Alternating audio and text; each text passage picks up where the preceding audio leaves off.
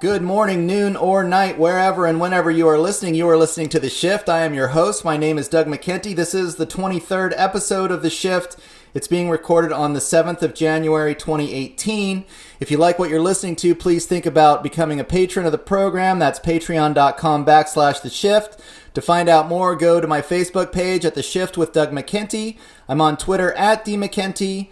You can find me on the web at theshiftnow.com, and just recently you can subscribe to me on iTunes at The Shift with Doug McKenty. So my guest on the show today is martial artist Louis Martin, author of The True Believers, the story of his time training in Seibukan Jiu-Jitsu. At first, Louis believed he had hit the jackpot. Seibukan, literally translated as House of Correct Martial Arts, appeared to be an exceptional style created by a world-class martial artist who had trained extensively in Japan and held multiple black belts in authentic Japanese art forms, styles that could easily be traced back to the lineage of the samurai warriors. Not only did the Seibukan system contain 7 levels with literally hundreds of martial techniques and multiple weapons forms, but it also offered more esoteric knowledge, including pressure points, a comprehensive 5-element system, and it even boasted the use of chi or internal energy in the more advanced levels of the program. It seemed to be the complete package for self-defense and self-development. Eventually, however, something changed. The social hierarchy became stratified as those closest to the leader were given more influence over other students in the system. The self-development aspects became a jargon, almost unintelligible to the outside world, and anyone looking outside the system to improve their martial arts skills risked condemnation by those that Louis Martin now calls the true believers. Thank you, Louis, for being on the program, and thank you so much for helping to make the shift. How are you doing today? I'm doing good, Doug. Thanks. I just got goosebumps when you said, author Louis Martin. That's still such a trip to hear you. I knew I wanted to write a book, but I never really thought people will think that I'm an author now. That's crazy. Right. Yeah. Well, like we were talking before the show, there's been so little written about this topic, which it gets into the kind of fanaticism or cult-like behavior that can occur in the martial arts. So I really appreciate that you have written this book. I wanted to say a couple things before we get started. One, just for full disclosure, is that I have participated in this system. I know if you've listened to enough of these shows, maybe you know that I do Tai Chi. I've done Tai Chi for quite a while, but I do have a black belt in Seibukan, and I actually eventually left the system for a lot of the reasons that Louis mentions in the book, so we'll get into that later. But this is a real important aspect. I mean, I do this program, The Shift, because I'm trying to open people's minds to different possibilities. People are all following different spiritual paths, and of course, as you try to open your mind, try to learn different things, following different paths, you can easily fall into this trap. And I think the question of what is a cult is actually really important, because a lot of times people think that they must be these crazy satanic cults or Charlie Manson type situations, but there are also, there's actually a lot of gradations of this kind of behavior. And so I really thought it was cool that you looked into it, from your experience in Seibukan Jiu-Jitsu and just kind of delving into it, writing this book. And so just to start off, would you like to explain to everyone why you did choose to write this book? Yeah, I started writing it right after, everything definitively ended and I had kind of left the system, and I had talked to my teacher and confronted him and shared some of the things that I felt or that I was upset about. And I talked with my wife, Sarah, a lot, and we just, after a while, we were kind of just laughing about it and being like, that was crazy. This was a crazy, 7 years. At that point, it was longer than 7 years. And I started off just thinking, this is a good story, and this is kind of a unique story. You mentioned this is something that in martial arts circles, we talk about this stuff all the time, but no one's really written about it yet. And that's kind of how it started. Just like, this is a story worth writing down. But then, as I wrote it, it was a big part of my healing process, and it kind of forced me to think about a lot of stuff that I had tried not to think about for a long time. And then I started, feeling like it was important for more than just an entertainment thing, that this was something that I maybe owed it to my younger self, and I owed it to other students, and it became something that, I wanted to do right by the people that I had trained with, and part of that was I never call Seibukan Jiu-Jitsu a cult in the book. I And noticed that.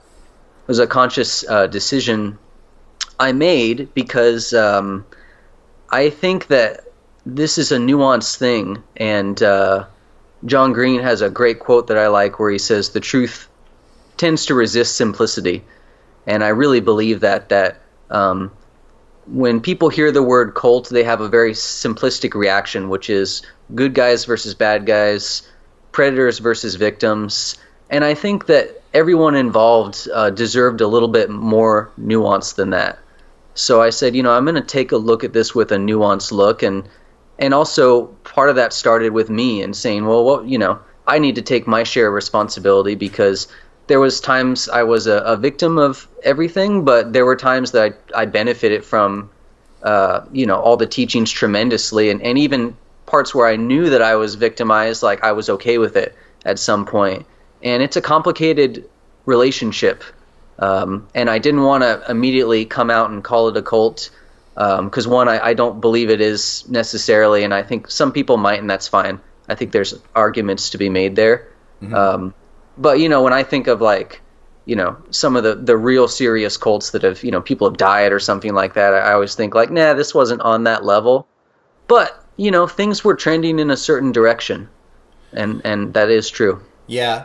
Well, it's interesting because I have a psychologist friend at one point, and I was discussing with her, and she certainly wouldn't think, when I discussed with her what Seibukan was like, or there are other movements that some people call cults and other people, she was really and this is a person that does therapy for, abuse victims. And she was like, look, I don't like to call these outlier groups cults. She didn't really seem to think that, Seibukan could be classified in that way. It's not, there just wasn't that level of abuse going on, not sexual abuse or mind control per se. But God, it is a fine line to me. I mean, I do also know that, in my circle of friends that I was training with, it got confusing, and it was challenging, and it was difficult to even talk about, some of the feelings that I had, and with some of those that were closer to me, it did affect our friendship, and not in a healthy way. So, it's interesting to know where that line is. I actually, just in terms of doing the show and where I'm at with it now, is that I like to try to avoid that stuff, I mean, anything that kind of starts to look like that. My relationship with my Tai Chi teacher, for instance, is that we're friends. He's constantly telling me to be humble, not to think too much of myself, and he works on his own humility, and, I call him Franz. He doesn't get a special name or anything, and we just work out together, and we basically work out together as equals, except that he can beat me all the time, which is why I go to him to learn about martial arts. But, it's just a totally different vibe. There's none of that kind of hierarchy going on. And I recommend that to people that are trying to follow a path or looking, to learn more about themselves and work on something that can help them, develop themselves like a martial arts path can do. Yeah, I think as a teacher, it takes a very specific kind of effort to repel and shrug off the greatness that your students will try to force upon you. And it's not easy to do, and I wonder if it's possible to do it indefinitely. I think that the better you become, the more students you acquire, and then their students begin to acquire students. It's just inevitable that people will praise you, and then that praise will turn into a sort of reverence, and then stories get told about you that are maybe exaggerated, and then some stories could get told about you that are untrue. Sure. And before you know it, you have people bowing to you and just telling you how great you are and that you changed their life. And I was an instructor for a few years in Seibukan, and I taught private lessons and classes, and I started to see a little bit of that, And it was small. It was, people said, "Hey, you had a great class," and then someone said, "Man, I'm going through some stuff in my life, and you said something that really helped me in class." And I was in my head like, "Sure, yeah, I had no idea, but that's great." Yeah. And then, but then someone's like, "But it's like you knew. It's like you knew what I was going through," and then I'm like, "I really didn't. I had no idea." Yeah. But I could totally see that, maybe if I wanted to, I could have been like, "Yeah, I felt that. I felt what you were going through, and that's why I said this." And it's a slippery slope, man. Sure. Yeah, for sure. Yeah, it's interesting. What actually attracted me, I'm doing a soft style martial art. We do a lot of meditation as part of the practice. But, I like the martial arts because you do, like, I know that my teacher is better than me. I've seen people that take, you can be studying, a Hinduism or Zen meditation, and you've got a teacher that's teaching you meditation, but how can you compare? Whereas in martial arts, when the teacher is better than you, or you should. I mean, if you're really training with someone, and then you give them the respect, hopefully that they're due because they are better than you. And then, yeah, I know, like you're saying, it can become a slippery slope. It depends on the teacher, and hopefully the teacher is holding on to that humility just as much as they're trying to teach it to you. I know in my Tai Chi style, that's the way that it works. So you went on to study Brazilian Jiu-Jitsu, and you've mentioned in the book that even when you went down to Los Angeles and you went to the Gracie JiuJitsu school down there, you started to feel the same way, that a lot of the students sort of had put the Gracies on this pedestal as well. I mean, I think you mentioned that probably on purpose, just to say, hey, this happens a lot in martial arts. So what was your experience there?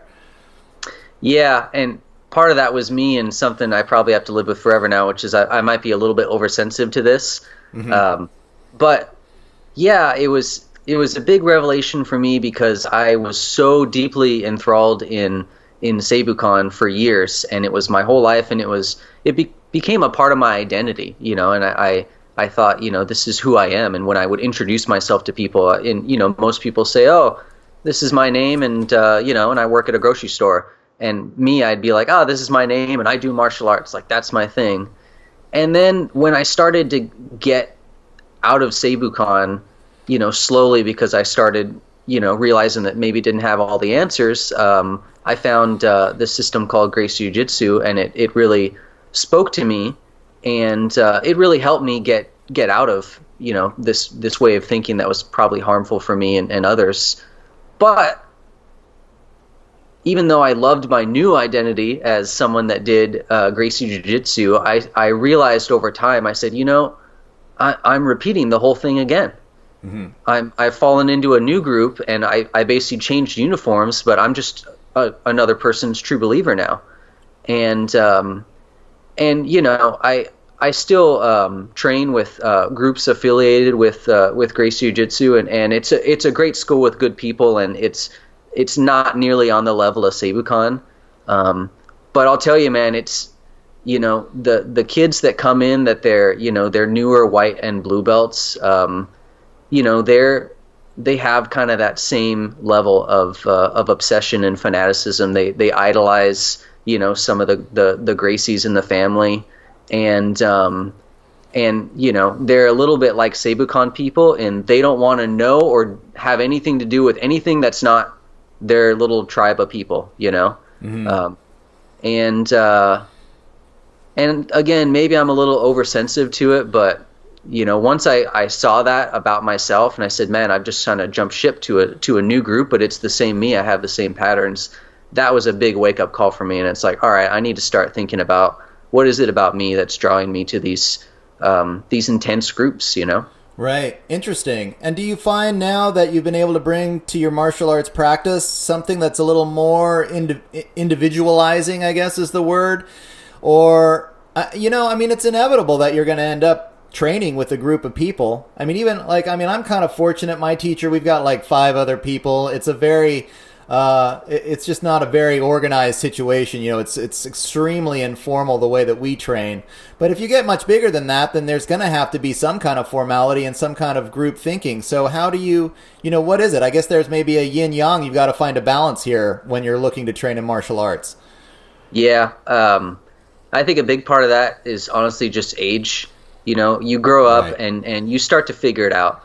And you get burned once or twice. I got burns once or twice, and then you don't get burned anymore because you're a man now. Yeah.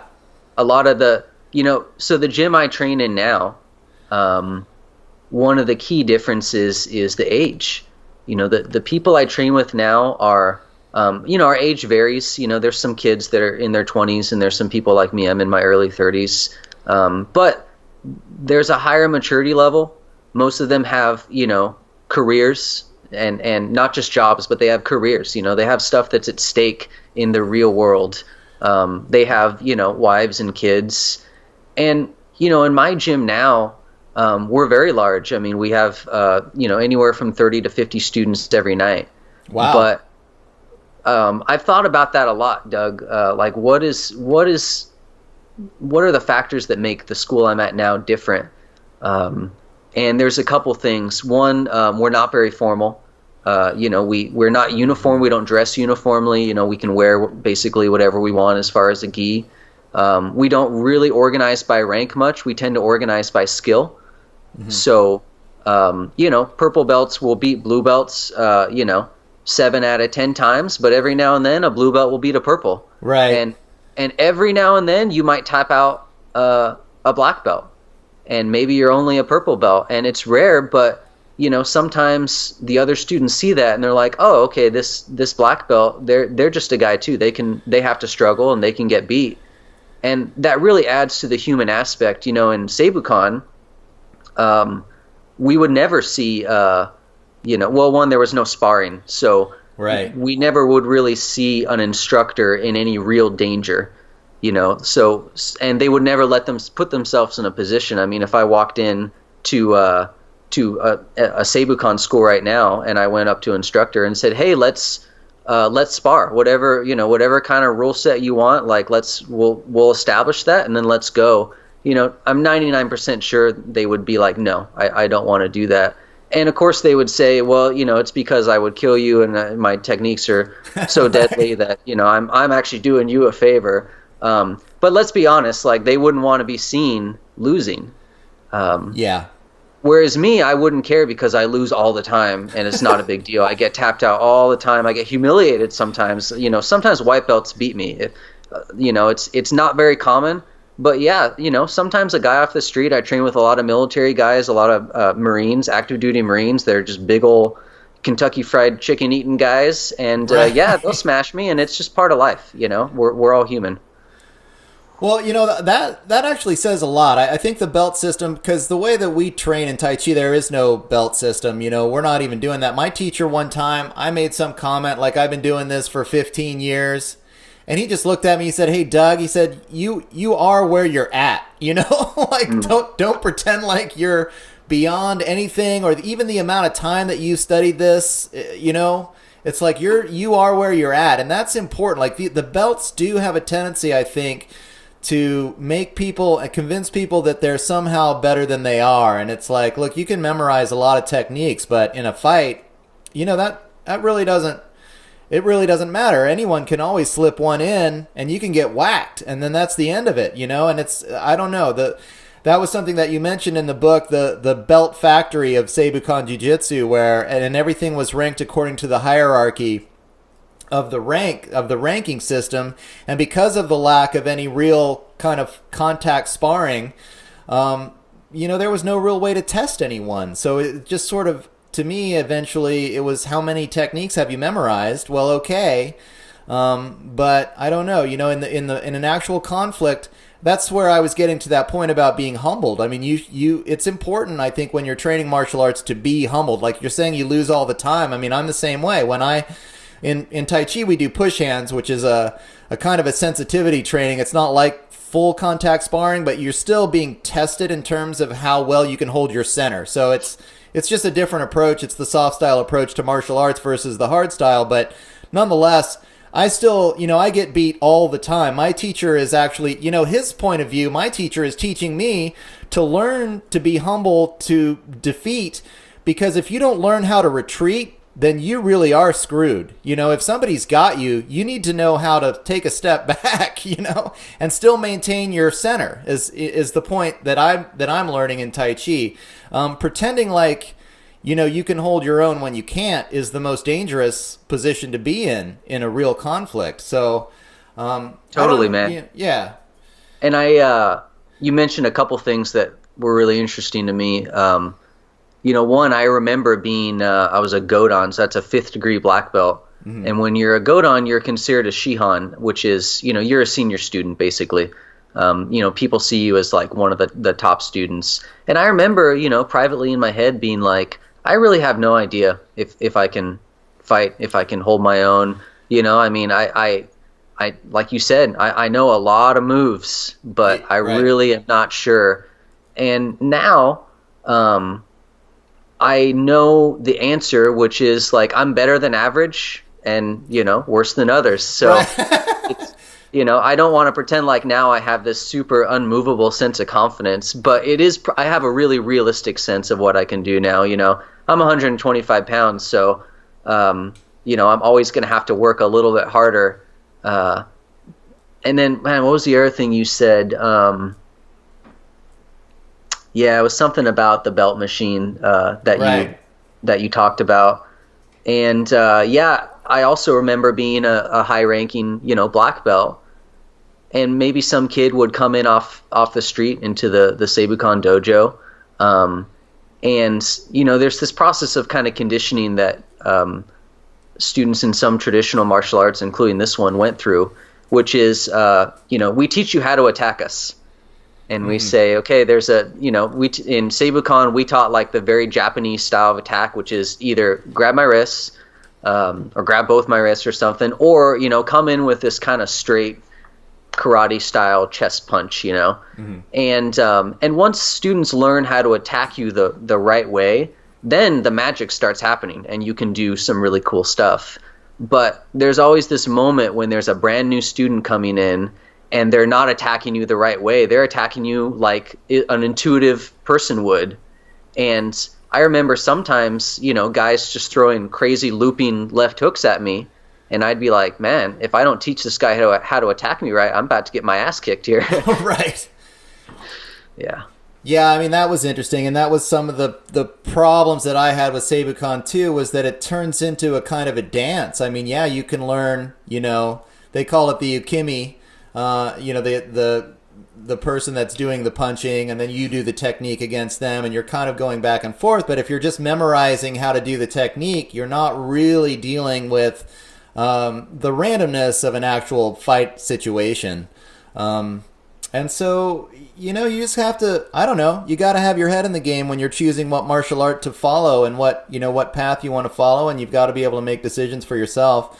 I kind of wanted to start, and I also wanted to say I really like what you're saying. I think there is a lot about becoming more mature in the martial arts too. I mean, it's easy to, as a younger person studying these things, to, following the martial arts path is just such a crazy way to go. I mean, you're dealing with your authority issues one way or the other. You could be too anti-authority to get the good stuff from your teacher, or you could be too passive and just be doing whatever your teacher is saying and not questioning or being critical enough. You have to find that balance, and it takes some time and some effort and some real serious thought on your own part to kind of grow beyond that and just become grounded enough to really work on who you are and as a martial artist and as a person. And everybody does, and that's the other thing I did want to say too, is just that I have respect for everyone that follows is following the path. At least you're walking the path, wherever you are with it. You're learning and you're doing your thing, and if you're happy doing what you're doing, then that's great for you. So, it's not that we want to be overly critical about anyone's situation. Although I think that you're onto something when you talk about, worried about being victimized or being deceived, especially when you're spending a lot of money or dedicating a lot of time. Like you were saying, I think a big change seemed to happen to you when you met who became your future wife, and you started to have a family or something outside of Seibukan that was part of a real life. And you mentioned the careers of the guys in your Brazilian Jiu-Jitsu school. I mean, once you have something else going on, then it starts to be like, okay, I need to find a balance here, and I can't just fully dedicate to this system of martial arts or whatever it is. But will you go back? Well, if you want to comment on that, that'd be great. Yeah, the career thing was a big deal for me because, I feel like one of the bad things about Seibukan was that in a lot of ways students were encouraged to turn away from potential careers, and just keep doing Seibukan. Yeah. And there was this feeling like, well, martial arts could be your career. You could start a dojo and you could get to a super high rank, and you could be rich. Right. And I think it was students got a very unrealistic view of the grinds that consists of having a martial arts school. I mean, that's not easy money there. I mean, you Right. got to go to every class, and it's easy to look at someone like our teacher Concho, who by the time we met him had been doing it for 20 years, and he had 5, 6, 7 instructors that could teach any class. I mean, at that point, it was passive income for him. But what we don't see is the struggle in the beginning. And I think a lot of students were, convinced that, and they had probably convinced themselves too. So it was, co-created, I guess. But yeah, they just thought that it was going to be easy and they were going to make a lot of money.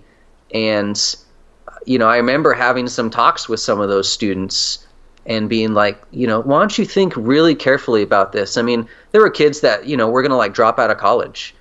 Yeah. And I said, just think carefully. Like, isn't the tools of Seibukan supposed to help you go out in the world and thrive and be, to get a better relationship with your girlfriend or wife, or to help advance your career? But you're talking about giving up all those things just so you can serve Seibukan?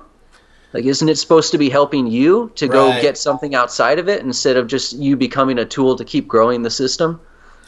Yeah, I mean, I think that, I don't know, I guess the way I'm thinking about it is in terms of like red flags that come into my mind when I see a martial arts school and some of the things like you're talking, we talked a little bit about the belt factory that's happening. When you start seeing people spending a lot of money, I mean, I pay my teacher a monthly fee, and there's nothing else. It's not like I'm buying stuff from him or I'm having to spend more and more money to advance in his system or anything like that. It's, and if you start to get into a situation where you're spending a lot of money, but also like you're talking about the pressure to remain inclusive and be always working for the system instead of the system working for you, that feels like, like maybe another red flag that you need to be thinking like your martial arts practice needs to be something that helps you in the rest of your life, not something that becomes your life. And if you are, if you want to become an instructor, that's fine. But even, I mean, my teacher here, he has another job. It's not like a full-time gig. He's got like 5 or 6 serious students. He makes a little extra cash on the side.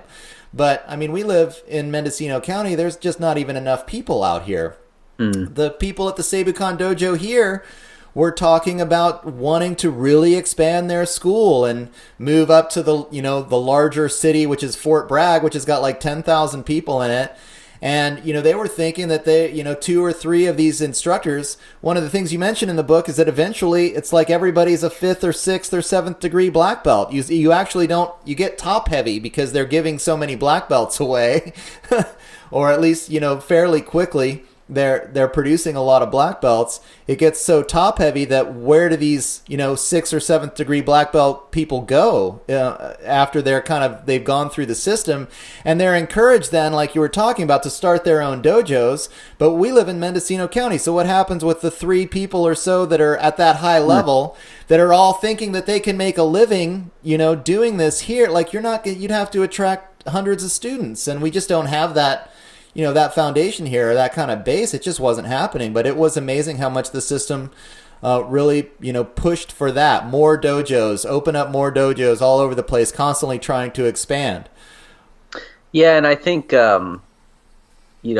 this is something, again, I want to have integrity and say that I'm not sure how intentional this was, the issue of promoting people so quickly.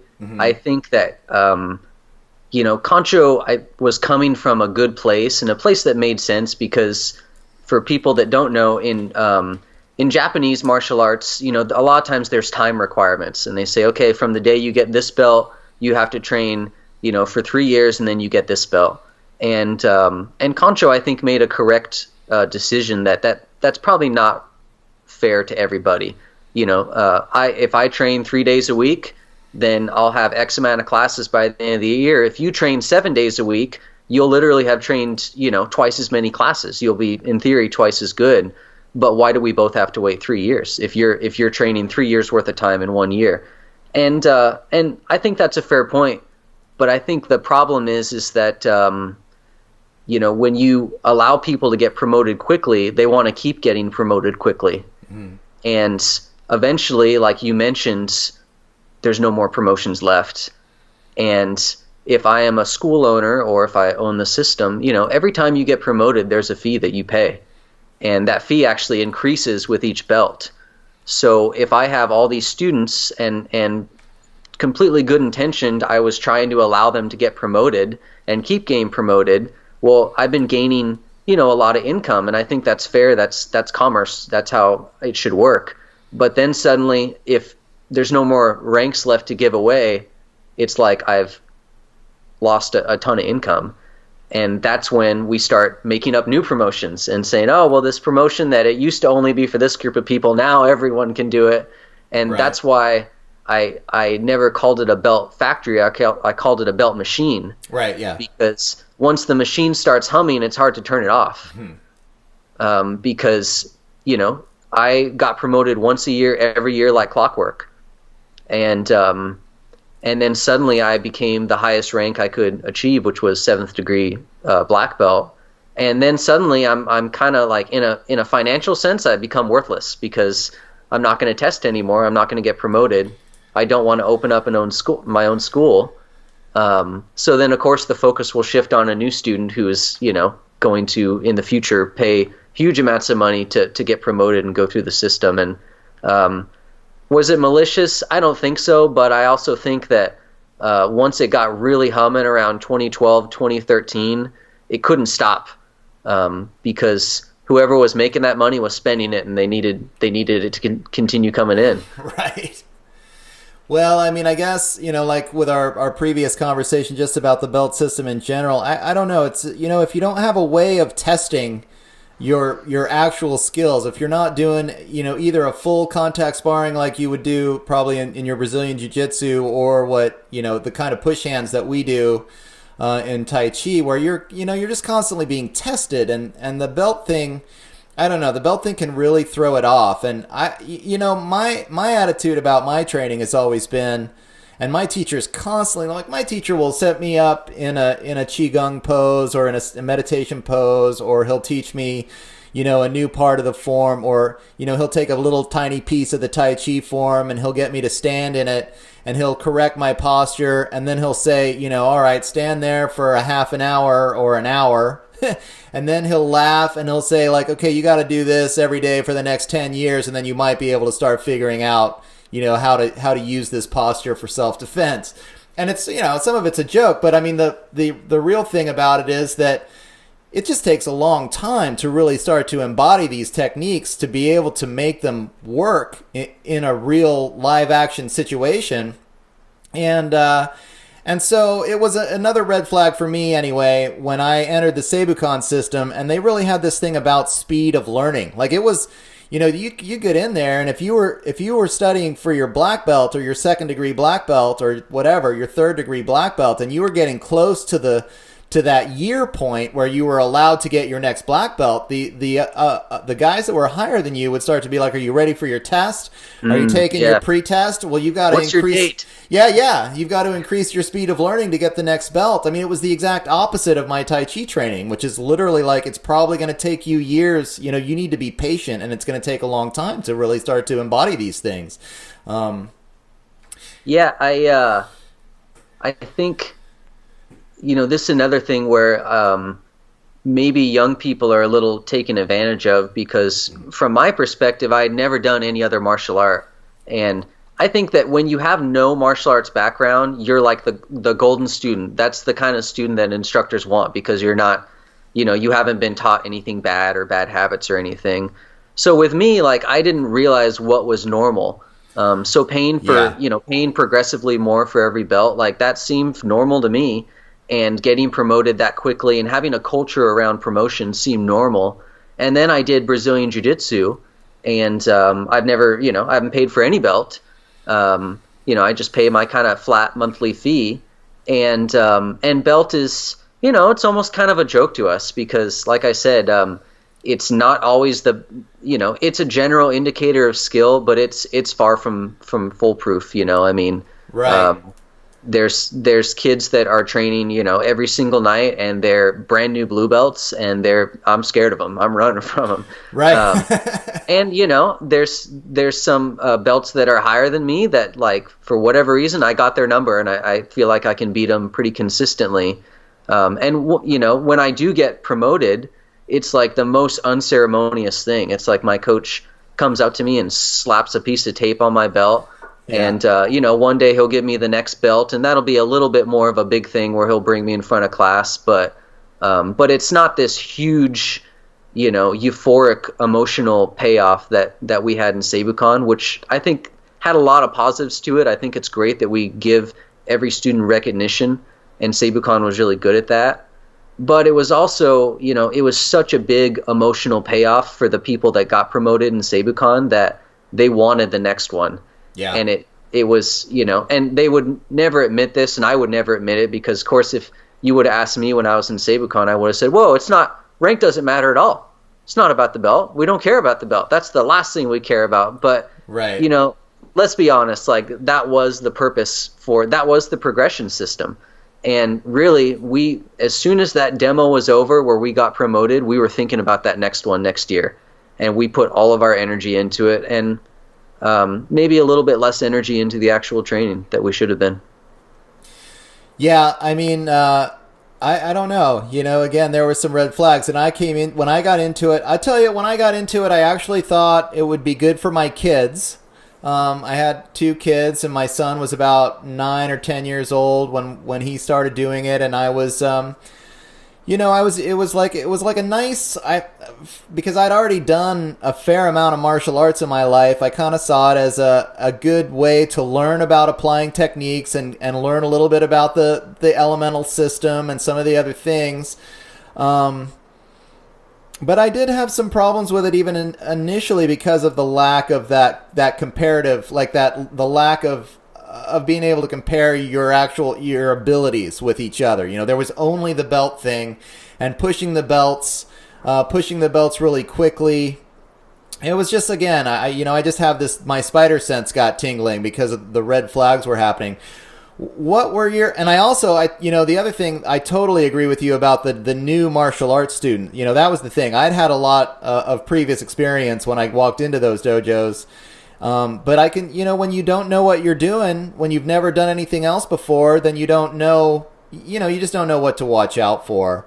And so, I felt like, I just started to feel uncomfortable after a while. I kind of wanted to tell you this story, actually. I got about to a place, right when I decided that I couldn't go anymore, actually. I was practicing for my 2nd degree black belt, and I was learning the techniques, and I went to a seminar for the 2nd degree black belt, which was actually at the Santa Cruz dojo, I think. And there were a lot of people there. There were probably 30 people or so, maybe more, that were training, and they were all working on their 2nd degree black belts. And I just walked in there, and I actually started to, I just kind of felt sorry for everybody. Because the training that I'd had, this is kind of interesting. The first thing you learn when you do Tai Chi is what we call standing meditation, which is about how to hold your form. So we're doing a lot, like you stand and you hold your form and you hold your hands and you round your shoulders and you learn how to hold your body in a certain form. And initially I didn't really know, other than to meditate and calm down and become more sensitive, what it was for. But the funny thing is, when I started doing Seibukan, I was like, oh, this is defense against joint locks. I know how to open my wrist joint. I know how to relax my shoulders. I know how to be flexible in the face of this kind of attack, this kind of technique. And I just never felt like, I didn't want to be arrogant about it, or I didn't say anything, but I was always skeptical of the guy's ability to really put you into a joint lock. And it just looked like one of the things that you talk about your friend Casey in the book. And I think the two of you were having doubts at about the same time. And you talk about how it seemed like the whole thing that was going down was like a beauty pageant.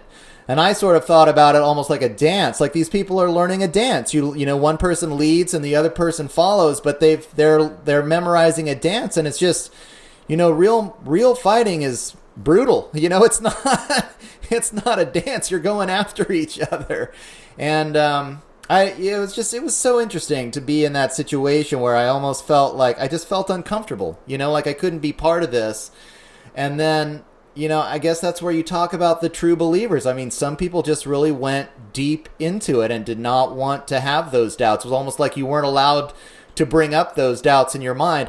Why don't you discuss, you said that you had, in the book you mentioned you had a friend that knew Brazilian Jiu-Jitsu, and every once in a while he would come back into town. He'd been training in BJJ, and you guys would like go out and just kind of have a full-on spar to see where you were at. And he would just kick your butt, you know, and that was when the light bulb kind of starts to go off. Like, man, you know, maybe it's not all technique. Maybe there's something else to this. So, you know, will you describe, it's just so interesting. It's almost hard to talk about it in real terms, but there seems to be like, you know, I think when you're training in martial arts or even any real spirit path, you've got to be grounded in reality. You know, it can't be just all in your mind or all memorizing this or that. You know, you've got to be able to compare yourself to other people walking the path in a realistic kind of way. So do you want to talk about your feelings, especially in relationship to, you know, sparring with this other guy that you knew? Yeah, this gets into one of the most important parts of, I think, the martial arts journey is you need to get your ass kicked every now and then. Yeah. And, you know, a lot of my thinkings about grappling and ground fighting in general prior to this experience had been very hypothetical. And, you know, I tend to intellectualize things, and I think a lot about things, and maybe it's easier for me to kind of rationalize or explain away things. So, you know, I thought that ground fighting was, you know, was just not necessary and probably not a smart idea. And I had a buddy, Richard, that he did Hapkido for a long time, and we had trained before that. Hapkido is very similar to Japanese Jiu-Jitsu. It's Korean Jiu-Jitsu. And we would always train, and we were doing enough of the same stuff that we could train together, and you know, we were attacking each other in the right way. And but he knew some kind of interesting stuff that he had learned Hapkido that I didn't know, and vice versa. And so that was our relationship. We were about like at parity as far as our level of knowledge. And then he moved away, and he went and lived in Los Angeles. And he came back. I had gotten I think I was a 2nd degree black belt. And I was like, I'm going to impress this guy with all the new stuff I'm learning. I'm learning weapons now, and I can do this and this and that. And we got back together, and he's like, well, I started doing some Brazilian Jiu-Jitsu. And I was like, oh, cool. How long you been doing that? He's like, oh, like 3 months or something like that. And I was like, cool. So we went out to this like little courtyard in Fort Ord, and we started training. And it started out normal, and then somehow in a scuffle, you know, when you're training with buds, like it gets a little bit more competitive, and it starts controlled, sure. And then it ends up, you know, you're rolling around. And man, he threw me down. And it was basically game over. Like he threw me down with like a judo toss, and then I remember he got me in like mount and side control, and he just held me down for like 5 minutes, and there was just nothing I could do to get this guy off me. He didn't even tap me or submit me. He just held me down. Yeah. And in 5 minutes, you can basically try every technique that you know. You know, like it was enough time that. It wasn't that I could tell myself, oh, if I just had a little bit more time. It was like, no, the toolbox was empty, and I was also surprised at how tired I got, how quickly. You know, I never really seriously thought about cardio as much, and you know, I remember driving home and really thinking about it, and it wasn't like it just kind of planted a seed. You know, it didn't totally turn my world upside down, but I remember that, you know, I went back and I asked my instructors, and I said, hey, this thing happened to me. You know, what do you think? What was I doing and stuff? And they kind of explained it away, but their explanations didn't satisfy me. And then, I realized like there's something to this stuff, and I need to train a little bit. Like there's more that I can learn, and I talk about this in the book. I spent kind of the next year like training specifically in ground fighting, to what extent I could within Seibukan, and I was like watching UFC stuff, and I was trying to get the pieces, but I wasn't actually training at like a Brazilian Jiu-Jitsu school. So I spent, I don't know, 6 months to a year kind of trying to develop that part. And then he came back to town, and I was like, all right, round 2, I'm ready, man. I've been training. I know what an armbar is. I watch UFC, and man, the exact same thing happened again. Yeah. I mean, it was, and that was the moment where I was like, there's something out there that I need to learn, and I just can't learn it from the people I'm with now. And that kind of started the path. Yeah. And I should say that I've really become convinced that getting physically beaten thoroughly sometimes is the answer. And Right. nowadays, I'm a man now, so like I don't argue with people in general. If people don't want to believe, whatever, then have a great life. Right. But when people try to argue intellectually to me about martial arts and try to explain to me why my grappling doesn't work and stuff, I always say, well, we can find out. Yeah. Like, let's go on the mat. And I really think that, if they're willing to do that, and if I really can just demolish them, like in the long run, that's gonna really help them, because they won't be able to explain that away. Yeah. Yeah, I mean, my teacher actually says exactly the same thing. Like, you don't learn except for by failing. And it's more important to fail, and over again. Like, when we do push hands, like, it's comical when I do push hands with him. He'll set up a mattress behind me, and he'll just throw me into the mattress, like, all day long, and I'll try to get into his center. My teacher has... I'll just say this one story because it's hilarious. He'll be like, try to get inside me and push me over as much as you can. We don't usually, we're not throwing fists at each other because we don't really train that way and we don't want to hurt each other. But I will try to, I'll try my damnedest to push him down, and he'll stand on one leg and he'll joke with me while he throws me into the mattress while he's standing on one leg, just to like show me that like I need to lose over and over and over again if I want to be able to be at the same level that he is eventually. And the only way that I'm going to learn it is to lose over and over again. And it's this, the only way I can describe it now is this journey of humility. And if you don't get that, if you're not getting that from your martial arts training, then I think you're not really walking the path. I think it's what you said about, needing to get beat to learn how to go forward is so important. It really is, because if you're not getting beat and then learning from your mistakes, then it's all just in your head. Like you said, people try to argue intellectually. Well, what good is that? What does that mean in an actual conflict situation? What you're thinking in your head is just delusion, Right. And we live in a world now where the internet has really changed the game. If you're an evidence-based guy, which I am, and that is that traditional martial arts, they really had a stranglehold on reality and the truth for a long, long time. In the 70s, 80s, 90s, that you just kind of had to believe your instructor, and you weren't in a position to argue with them. And you didn't really it was harder to get alternative information, But nowadays, we can go on YouTube right now and we can find 1,000 real fights that were captured on camera between real people that, were really trying to hurt each other. Yeah. And like, we can get a very realistic picture of like, oh, okay, that's what fighting looks like. And if it doesn't look like what you're doing, and if that's your goal is to practice martial arts for fighting, because I should recognize there's a lot of people that don't do that, and that's fine. But yeah, it's far easier now for a young kid to be like, well, this doesn't look like the fight I saw on YouTube, and it might sound kind of silly to say that, but there's some truth in that. Yeah. And it's harder for people to cover that up now, and I take some comfort in that, saying eventually the internet always wins, man. Right. people will start getting a realistic view of a fighting art.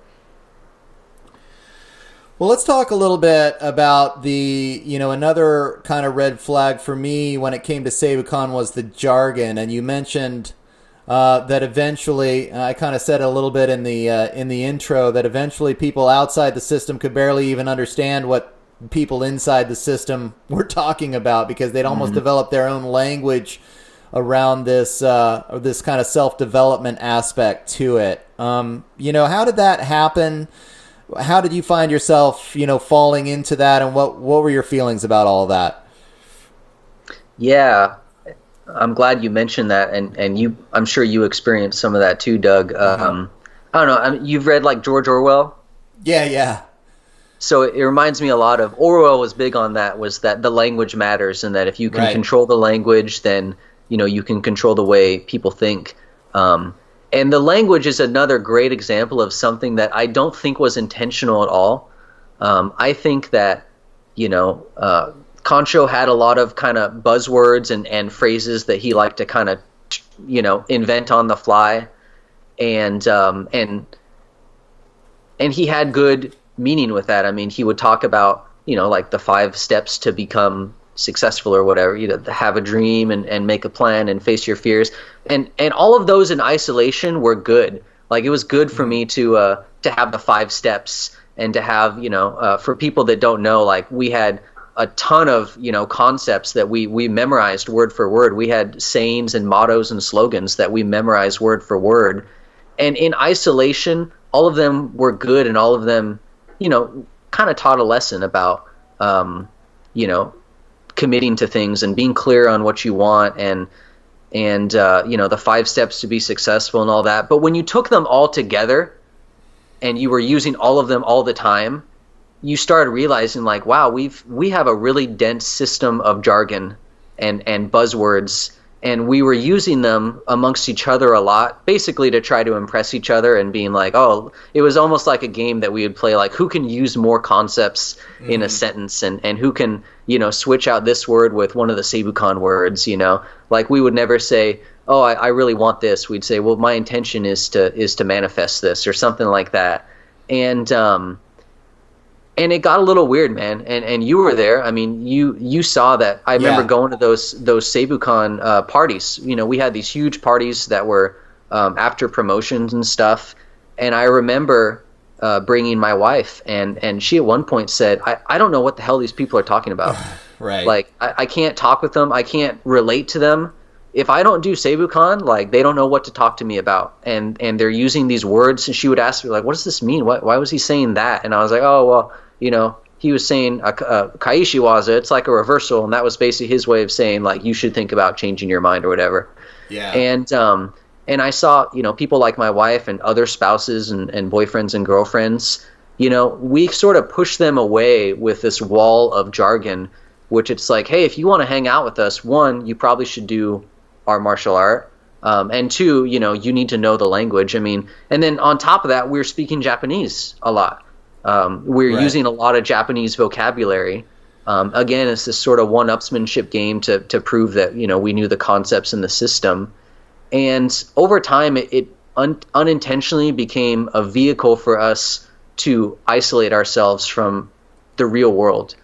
And I think that could be a little dangerous. One of the things that cults do, and again, I did not say Seibukan was a cult, and I don't think it is, but one of the things that walks the line is cults tend to try to isolate you from people that are outside of the group, right? Yeah. And I absolutely feel like we were doing that, that we were, I talked to you about this earlier, we were turning away from careers that were outside of Seibukan. I saw marriages end. I mean, I really saw marriages get destroyed because of Seibukan, and I saw relationships get destroyed because, hey, my girlfriend, she just doesn't understand me and how dedicated I am to the martial art. Right. And I was like, nah, maybe she wants you to stay home a couple nights a week because you have a family. And isn't that normal, And I would say that, and everyone would kind of like shut me down, like, no, don't listen to Louis. Louis's not dedicated to Seibukan. He has a wife and he has a job, And I started feeling like I was kind of being ostracized or looked at as like dangerous because I was telling people that maybe they should take the time to invest in their family and in their, you know, in their jobs or in their hobbies, you know. That's another thing about Seibukan is it became hard to have another hobby. Yeah. If you played, I remember, you know, we had this one guy, he was a musician, and it was like, hey, you should write a song about Seibukan. Right. Yeah. I had this experience, and this was probably when I really said goodbye to the whole thing, you know, in my heart completely. I had a close friend that had gotten involved enough that I had started talking to some other friends and neighbors in the community about how I started to think that it might be an issue, you know. Because like you're saying, like Seibukan, it's not Charles Manson. It's not some, I mean, you don't even really want to use the word cult, and I don't know where that fine line happens, but I do know that when your personal relationships, like you're talking about marriages breaking up, well, that's kind of like, okay, you know, something is going on that's pretty serious in the personal lives of the people that have gotten involved in this, and they're not listening to their, you know, their old friends that aren't involved in the group, and they're not listening to their family anymore, and they're, you know, then you know, that's when you gotta, it's just like, I just call them red flags. Like, you gotta start kind of feeling like maybe this isn't really the healthy way to go. And eventually one of the guys from the Seibukan group here in Mendocino actually came to talk to me about it. And he talked to me for probably about 20 minutes straight in the language of the jargon. I mean, it was all the jargon about, I wish I could, I mean, I almost wish I had it recorded so I could kind of listen to it and be like, wow, you know, talking about how I needed to find the third point and how I needed to find the middle way. Third point, I forgot all about that. Yeah, right. and I realized, like, this guy's not listening to me at all. You know, I have real feelings about my friend that's gotten involved here. And at the very least, he should be like acknowledging my feelings about it. And instead, I realized it was like this passive aggressive way for this person to just impose themselves on me. You know, he wasn't actually even doing what he was telling me to do. He was just trying to use this jargon to convince me that everything was okay and that I just needed to shut the hell up, you know? And I was like, but everything's not okay because I don't feel good about this. You know, I don't feel good about where my friends have ended up when they got involved in this. And it just didn't affect, my feelings didn't affect him at all. And the jargon was this tool that he used to try to convince me that I was wrong, you know? And it was just like, I'm not buying it, brother. I mean, you know, I just was like, finally, I just kind of said, you know, I just hope my friend, you know, can get it together. I don't really care about Seibukan anymore, you know, because it was a little over the top. Yeah, that's exactly the same experience I had the last night I talked to my teacher, Concho. It was at a wedding, and, you know, there were some, you know, towards the tail end, there were some big scandals that came out, and I think that martial arts have a long tradition of power relationships and power dynamics that can be a little bit harmful. And I think that there were some bad actors in the art that were really, you know, abusing people and abusing some women in the art. And it's something that caused a lot of people to leave, and it caused me to leave too. But I never really had talked to Concho about it. And I, you know, I knew that he was going to be at this wedding with me, and I said, well, this is the opportunity, you know. And it wasn't, you know, it was one of the students in the art that was, you know, suddenly being accused by a couple people of doing some really bad stuff, some stuff worth getting upset about. And, you know, I remember sitting down with Concho and being really point blank and said, hey, you know, you got to kick this guy out, man. You know, this is bad news. And you know, he played the whole, well, no one really knows what happened, and it's you know, it's his word versus their word. And in that sense, he was right. I mean, I don't actually know what happened, but I know what I believe because I knew these people, you know. And I said, okay, I'm some of these people are more believable than others, you know. And I remember trying to talk to him, and he was the same way, man. He was so stuck in the Seibukan jargon and philosophy that I didn't even know what he was saying. And I asked him to stop. I said, could you not talk like that? Yeah. Because I don't know what you're saying, and it's hard to communicate with you when you're using this language and I'm trying to use, regular person speak. Right. But I realized that, it was unrealistic of me to expect that of him, because, he's an old man. Like, he's not going to change. He created this whole thing, and it's benefited him tremendously, and he can't just switch it off at this point, So I had to be okay and be like, I'm not going to like change his mind or convince him of anything. I just need to say my piece and then walk away. And that felt like the right thing to do, and it felt like I was going to be doing right by some of these people that have been harmed. Yeah, I mean, what an interesting situation, and it did eventually seem to result in basically some people abusing their power. My martial arts teachers talk about, especially when martial arts have a tendency to be very have that machismo in it, and it's a delicate balance, especially for women, to try to be training in martial arts in the first place, but then to have to deal with that kind of behavior from people in the upper levels of the hierarchy and things like that. I mean, it's just a very challenging. I don't know. It's a very challenging part of the whole process and walking the whole path. I mean, my teacher has been training in various martial arts since the early 70s, and he just tells me, when I tell him some stories about it, he tells me, I've seen all kinds of stuff going on in the martial arts. It really is. It will bring out the good and the bad, and you just have to be able to discern. And hopefully find yourself training with people that are just really more down to earth.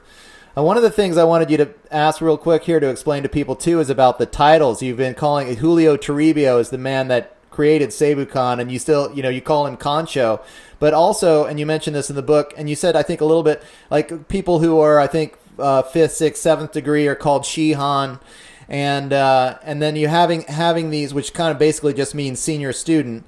But then the people in the group started to, even socially call each other by these names. It got to be something that was happening outside of the dojo. I think you brought this up in the book as another kind of red flag when people are really, I guess it's kind of part of the jargon, but really, starting to call themselves by these various different titles instead of just, like you're talking about, like normal people speak, like just having relationships with somebody that, you train with, but I mean, hey, Yeah, that was an important step, is when our, the martial arts dojo is an alternate world, and I think that, I walk in the school and I got my jacket and my wallet, and my phone, and when I go in the changing room, I take all that off, and it's a symbolic shedding as well as a physical one, because you're giving up your identity and you're swapping it out for your mat identity, which is, hey, when I'm on the mat, I'm a black belt, and I have a title, and that title is Shihan or Hanshi or Renshi or whatever. We had tons and tons of titles, and normally when the class is over, you go back into the changing room and you grab your wallet with your credit cards, and then you're Dr. So-and-so, or you're just a guy, and I think that that's one of the things that makes martial arts special, is we set aside who we are for 2 hours, a couple nights a week, and then we're this other person, and then we go back and we have to go back in the real world. But what happened with us was, I feel like the mat world started following us back into the real world, where, when I started training, if I had an instructor and, his name was Jim, and when we were on the mat, he was sensei, or he was whatever his title was. But when we were off the mat, he was Jim. And yeah, it might feel a little bit weird if I idolize him to call him Jim, but I would still do that. But, I remember really clearly when these two students, and they were younger students, we left the dojo one night together, and I locked the door. And they said, okay, good night, Shihan. And I said, oh, you can just call me Louis. And they looked at me really serious, and they're like, no, you're Shihan. And I was like, okay. And I didn't think much of it. But then, before you know it, everyone's calling each other their titles, outside the dojo, and then I'm at CVS, with Sarah trying to get a bottle of wine, and people are like bowing to me, in the aisle and being like, "Oh, Shihan, good evening, good to see you," and stuff. Right. And at the time, I'm 25, so Sarah's my girlfriend. I'm looking, I'm like, see that? I'm Shihan, Yeah. and it feels kind of cool, But then after a while, you're like, I don't know if this is healthy, man. Like, on the mat, if a sensei is coming, like, yeah, maybe you get out of the way and you give a little bow to them.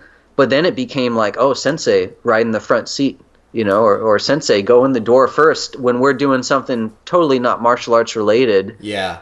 And that can get a little harmful, man. Yeah, pretty strange. We're looking at about an hour. I'm happy to go for a few more minutes. I guess just kind of time to think about wrapping it up. Sure. One thing that I did want to touch on before we go is this idea that Seibukan had, because God, I mean, I just can't even believe what a similar experience you had, and the way you describe it in the book as to what I had. And the first one of the things, like, because I showed up and I was like, oh, I've done Tai Chi, for a number of years now, and the first response that everybody gave me was, oh, that's great. We totally believe in cross training, and we like to incorporate all these different martial arts into this style. And then eventually, it became like, well, because Concho also, or, Julio Toribio, like, it's funny. I want to start calling him Concho still. But he had other martial arts that he had studied in Japan. So if you wanted to study ninjutsu from him, or you wanted to study the sword form from him, then you were welcome to cross-train in those arts. But it did from the very beginning, and I know that then when you started getting more into Brazilian Jiu-Jitsu, it was the same. Like, when you're really going outside of Concho's world to try to incorporate different styles, then suddenly you're getting a different vibe from these people, that you're not, it's not really accepted to have outside ideas, despite the fact that they really tried to build themselves as this group that was so open-minded. Totally. And before I say that, I should say with the Concho thing, I really should call him Julio, and other people do, because, I get that was a title of respect that we kind of bestowed, and if you don't have that respect anymore, then you wouldn't use that. And the main reason, just so people know that I still call him Concho, is just because that's what I've always called him, and I just think of it as his name. Yeah. And I should also say, like, I don't hate the guy, and I still have a level of respect for him, and I think that's fair to say, because he was a leader and a spiritual leader, and it's a high wire act, man. Mm-hmm. And he created something from nothing, and I think that no matter what, like, he should have some credit for that. And I think it got out of control, and I think it is out of control still. And I think that, he might have some stuff to answer for one of these days. But I still recognize that, he took the risks and he experienced the pitfalls. So I guess I feel like I should say that. And I call him Concho because it's just too much work to like call him Julio. It just rolls off the tongue at this point. Sure. Okay, but the cross training thing is interesting, man, and I think this happens in all martial arts. In that, I remember just a couple nights, or a couple weeks back, I was training, and a guy came in, and he had this. He obviously had done MMA or something, and I could tell, like, the instructors felt like a little bit threatened by him, and they were trying to kind of fix him and be like, yeah, it's great that you did that. We love that you did MMA, but this is how we do it, and don't do it the way that you did it. And it wasn't at the school that I train at in Monterey. That school we're like completely open, and we legitimately would let that guy come in and, as a white belt, just whoop on all of us because he had an MMA background or whatever. But the point is that I think that happens in a lot of places. But yeah, in Seibukan, we always talked about cross training and how good it was to cross train. But in my opinion, it just wasn't true. Like, our definition of cross training was changing uniforms, and training under Concho in one of the other martial arts that he had done. And to me, like, that's not cross training, because most of the elements of the Seibukan puzzle are still there, right? Same teacher, you're in the same school with the same other students training, but you've changed uniforms and you're doing different techniques. But to me, cross training is being exposed to a different worldview, and it's important that maybe it be a contradictory worldview, because if you have two teachers that you respect and they're telling you different things, well, suddenly you have to think for yourself and make a decision of what's best for you and try to be diplomatic between the two of them. And when I started doing, real cross training, it was a big turning point, because I felt like, people were really polite to me, and they kind of like feigned interest, and some of them were genuinely interested, but for the most part, they did not like that I was doing Gracie JiuJitsu or Brazilian Jiu-Jitsu, and they didn't want anything to do with it.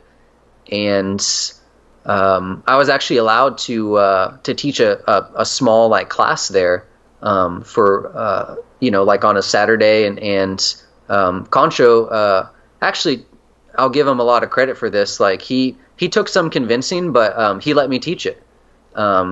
And I didn't even really teach it. It was a study group. I mean, I was still a white belt back then, but I was doing my best to learn, and I was learning from Torrance remotely. Torrance is where the Gracie Academy is. So yeah, I think I gave Concho credit, and I should give him credit for letting me have that class. But at the same time, no one showed up, and right.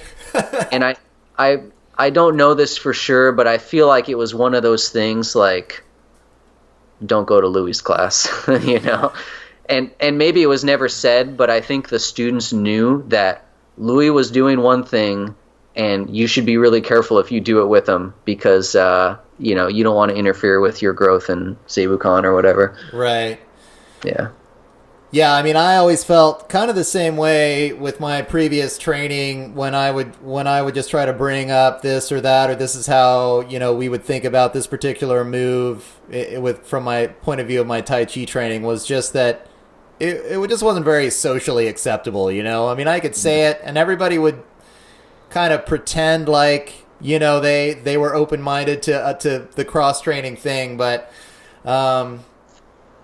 eventually I wasn't really talking about my Tai Chi training very much, that's for sure, because it just wasn't something that people were going to be able to try to incorporate.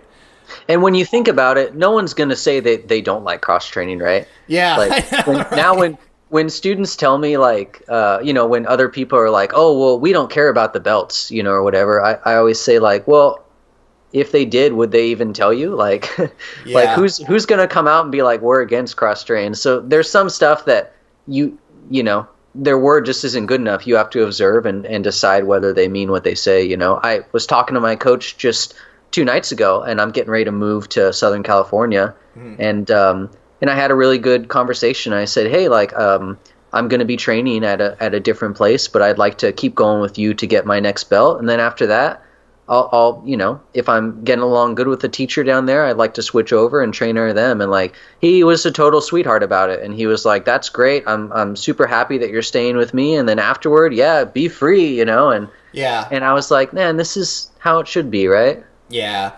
My teacher, he really does. I mean, I'm doing soft style stuff, but I just talked to him. I ran into this other Tai Chi teacher, from the neighboring city, and I didn't even think twice about it. Actually, I was thinking about showing up for his push hands class just to kind of see what it's like.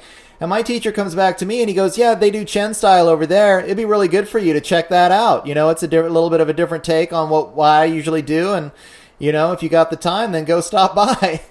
He right. didn't even, it was just like, didn't even think twice about it. Like, and it just makes me want to take from my teacher, more, because he really is so laid back and so mellow about it. I mean, it's, it's my path. He totally has respect for it. And if I want what he has to offer, then he'll keep teaching me, And I don't know, these are, it did take me a long time of doing martial arts before I ended up with this guy. And I feel really fortunate that I found what I found. And, to each their own, and everybody's at a different place on their path. And I hope that everyone can be as fortunate as I am. And it sounds like, you're making your way along the path too, and you're finding finding a really good lineage to work out with and make it happen for you. So I'm really happy to hear about that.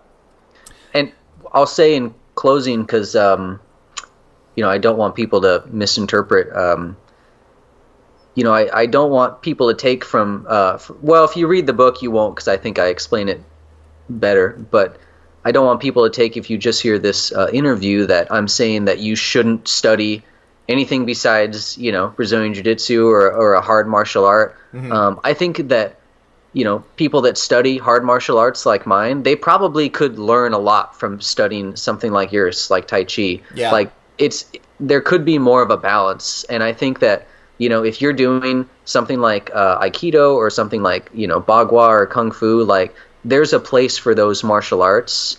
And I think there's a place for an art like Seibukan Jiu-Jitsu.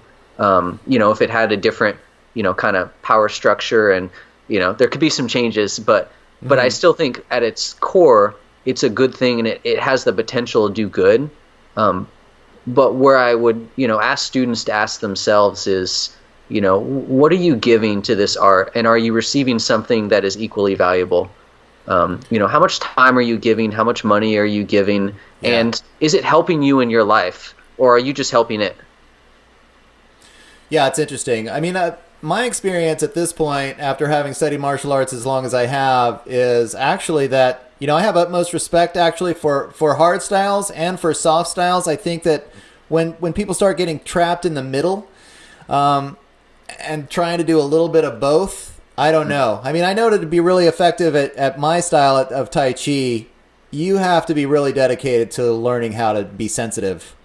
And if you're not really, if you're not engaging in the type of meditation and the Qigong and the other practices that we do to develop that sensitivity, you really just can't do it. I mean, you can't. It takes a while to develop the kind of sensitivity that it takes to be able to do the techniques that we do and to make them work. And frankly, a lot of people that do Tai Chi really haven't taken it to that level. It's a rare person.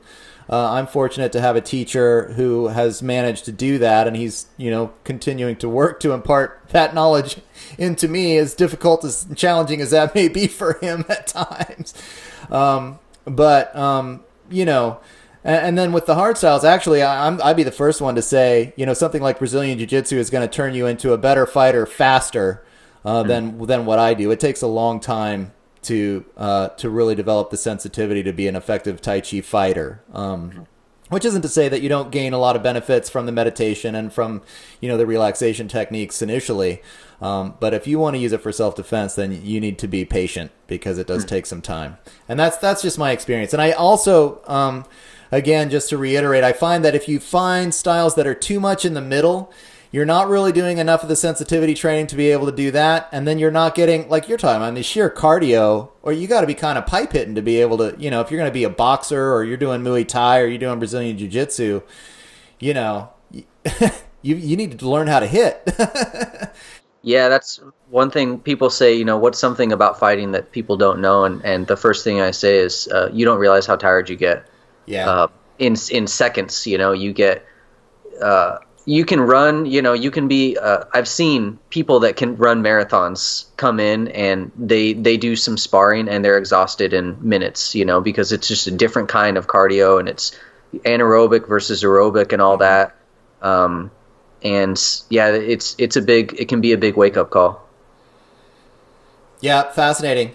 Well, all right. So in closing, I wanted you to discuss for just a second, though. And I know, I remember, because I had such a similar experience as you. You talk about, being at a jiu-jitsu party, and there were a couple of hired bartenders, and you overheard one of them. I think this is the only time you ever mentioned that it may be a cult or cult-like or whatever in the book, actually, is the one bartender says to the other, I think this is some kind of martial arts cult.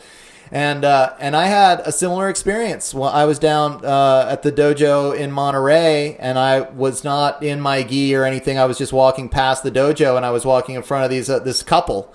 And the couple was like, "What's going on in there?" And the other guy was like, "Oh, I hear it's some kind of martial arts cult, And I was like, "Oh man," like, because the thing is that I'm having these feelings about it, and so I just want to thank you for writing the book, because it's important that people who do have those feelings, that they get validated. You feel so isolated when you're participating in it, and you're having these feelings that everybody else is so involved with it, And I think just for other people that may be involved in a similar situation, whether it's martial arts or whether it's anything, if you get involved in a group and you feel like it's getting taken a little bit too far, trust your feelings about it, is what I would say. And it is nice to be validated about it. Well, we talked a little bit before, but there's not a lot of literature on the fact that this does happen in martial arts. And so I really appreciate that the book is getting out there, so that people, if they're having a similar experience or having these doubts, can feel a little bit of validation. Like, oh, okay, those red flags that I was seeing, other people see them too. And it's not just me, or it's, it is something real. So just in conclusion, you have said a little bit about feeling like maybe there was some deception going on, or that, martial arts or some of the, the students were being deceived on a certain level. I think at the beginning of our conversation here, you talked about being victimized, or, there was victimization going on. So will you talk at least, because I mean, it's just such a touchy subject, and you don't want to cross the line. You don't want to call it a cult. You don't want to disrespect the people that are participating on this level, and they're at this place in their path, and they're working on it, and that's great. Mm-hmm. Anybody that's training, to me, is like, keep it up, keep going, keep training. It's all good, right? But what was that light bulb that made you want to write the book? Or what were the concerns that you had about what negative aspects, what can happen to people if they go too far down that slippery slope? I think a lot of it was exactly what you said. I after I left, I started to have I tried to keep in touch with people. There's just some amazing, beautiful people in Seibukan, and people that left, with me. And so there was a period before I kind of left in protest. I had just kind of stopped training, and I hadn't officially, announced that I was leaving or anything. I was slowly making a breakaway, and it was intentional. And I figured, I'll ride off in the sunset, and maybe someday I'll come back and I'm 50 and I'll keep training. And I had a lot of these feelings that you talked about, Doug. Mm-hmm. And then I started trying to keep in touch with people, and I go out and, take people out for drinks or meet them for coffee.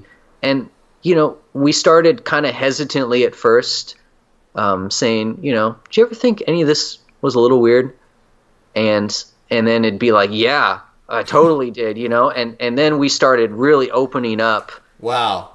And it was like, I was in, during the later part, I was really conflicted inside, and I thought I was alone. And then suddenly I'm talking to other people, and they're saying, no, like, I had been going through the same thing, or I had gone through the same thing. One time this thing happened to me, and stuff I didn't know about. And then I remember, having a talk with someone at a bar, and they said, so-and-so, like, yeah, I want to be careful here, but, they said some bad things happened to me in Seibukan. Yeah. And I just felt awful, and I felt really upset. And I, then it became more important to me to say, someone should, like, write this story. And then as I was writing it, I found out even more. And it's felt good, because since I've published this book, every day, man, someone writes me. It's like almost every single day still. Wow. I have someone emailing me, or people I haven't heard from in years.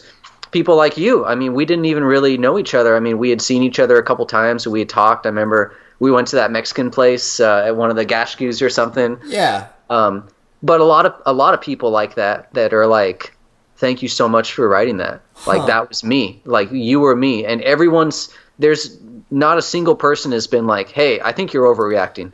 Like, no one has said that. Wow. And everyone also like has been like, I know what you were talking about, and that's the reason I'm not doing it anymore too. Like some of the stories I tell, I don't, use a lot of names or anything in the book, but everyone has been like, yeah, I know. Yeah, I know that story. I know that person. And even if no one else reads it, like I feel really complete and fulfilled. I feel like I did right by the people I care about. But I think that there's so many more people in the wider martial arts world that this goes on. This kind of stuff goes on, and I think that maybe this book could help someone outside of our little kind of circle in California too. Yeah, absolutely. That's great. I mean, I imagine, and I'll just say, I think it took, a certain amount of courage to come out and write this book. And I guess I would have assumed that you would have gotten, a fair amount of blowback from the group. And how amazing is that you're actually getting that validation that most people are like, you know what?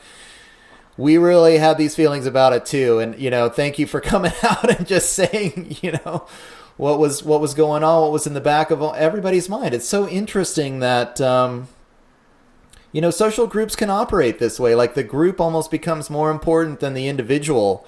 Mm-hmm. And, even though all the individuals or many of the individuals could be having these doubts and these feelings, they're still just participating in the group, and they're, covering it up and pushing that stuff down and not really talking about it to the point where it's uncomfortable.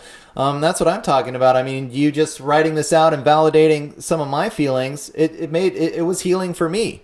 Talking about a healing process. I mean, it's been kind of rough to see what some of my friends have gone through, and and even some of my friends that have checked this out now, it's been healing for them because they've been able to kind of see what they got into as well, and start to be able to move past it. So. Well, I want to at least show it real quick. Yeah. I was about to do the same thing. The True Believers.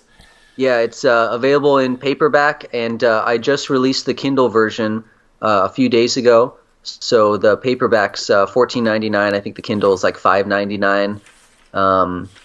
And it's available on Amazon. You can just search, Lewis Martin, The True Believers. All right, perfect. I don't think you have a website or anything else up yet, actually. Is there any other way to get in touch with you, or is that the best way to do it? Just check it out on Amazon. Just check it out on Amazon. If you want to get in contact with me, there's a way I think you can get in contact with the author. That's what you did, right? I think I actually found you at work, but... Oh, no way. Yeah. I need to update my About the Author page to make it easier for people to contact me. I'm new at this. This is the first book I've ever published, so I will try to make myself available if anyone else wants to speak to me about it. But people have managed to find me so far. Yeah, sounds great. Yeah, and I definitely recommend it, especially if you're interested in martial arts at all. Louis Martin, The True Believers. And just to go ahead and remind everyone, if you like what you're hearing here on The Shift, then please think about becoming a patron of the show. That's patreon.com/The Shift. My Facebook page is The Shift with Doug McKenty. You can join the conversation on Twitter at @DMcKenty. My website is theshiftnow.com, and I am up on iTunes now. So if you want to catch it, iTunes and YouTube are the two best ways right now to watch it. But you can look up The Shift with Doug McKenty on the iTunes podcast search engine, and you will find it. You can listen to it there. So thank you so much, Louis Martin, for being on the show. And again, I really appreciate you writing this book. I think that you can help a lot of people out. There hasn't been enough written about this kind of behavior in the martial arts, and you'll probably, I think, be able to prevent a lot of people from having to experience too much of this kind of behavior before they can find their way to maybe a better situation for themselves.